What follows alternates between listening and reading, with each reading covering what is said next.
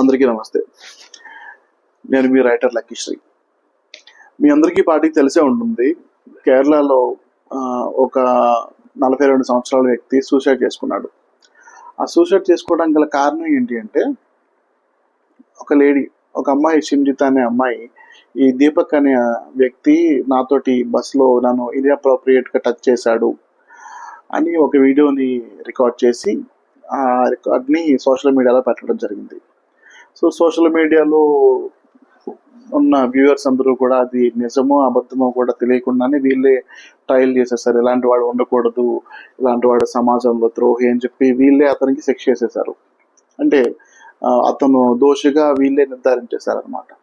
So ఆ ప్రెషర్కి ఆ అబ్బాయి సొసైటీ ప్రెషర్ని కానీ ఇలా సోషల్ మీడియాలో వచ్చిన హ్యాట్రేట్ని తట్టుకోలేక తను ఏం చేశారంటే పాపం సూసైడ్ చేసుకుని చనిపోయాడు. ఈ విషయంలో ఒకసారి చూసినట్టయితే, అంటే మన అందరూ కూడా చాలా ఒక విషయంలో జడ్జ్ చేయడానికి చాలా తొందరగా ఉంటాం అనమాట.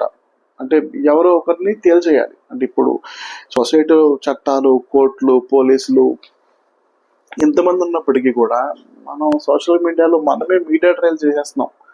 ఓకే, వాడు చెప్పింది విని అవతలోడు ఏం చెప్తున్నాడు ఏంటి అనేది తెలీదు, వాడి ఎజెండా ఏంటి, ఒక న్యూస్ మనకి చెప్పే ముందు ఇందులో వాడికి వచ్చేది ఏంటి అనే విషయాన్ని కూడా కనీసం ఆలోచించకుండా మనం మన సైడ్ నుంచి చేస్తున్నాం చూసారా, అది చాలా పెద్ద తప్పు. సో ఒకసారి కొంచెం కాషియస్గా ఉండండి. ఇప్పుడు తప్పు చేసిన వాడికి శిక్ష అనేది పడాలి, అందులో ఎటువంటి తప్పు కూడా లేదు. ఆ అమ్మాయి ఎందుకు వీడియో తీసి పెట్టిందనే తెలియదు. నిజంగా ఆ అమ్మాయి దగ్గర చాలా ఆప్షన్స్ ఉన్నాయి. అంటే వాడు నిజంగా అనాప్రోప్రియేట్గా టచ్ చేసి ఉంటే కనుక ఆ అమ్మాయి పోలీస్ స్టేషన్లో కంప్లైంట్ ఇచ్చి ఉండొచ్చు. అప్పుడే బస్సులో ఉన్న వాళ్ళు ఎవరిని ఒకరిని విట్నెస్గా కూడా చేసి చెప్పుండొచ్చు.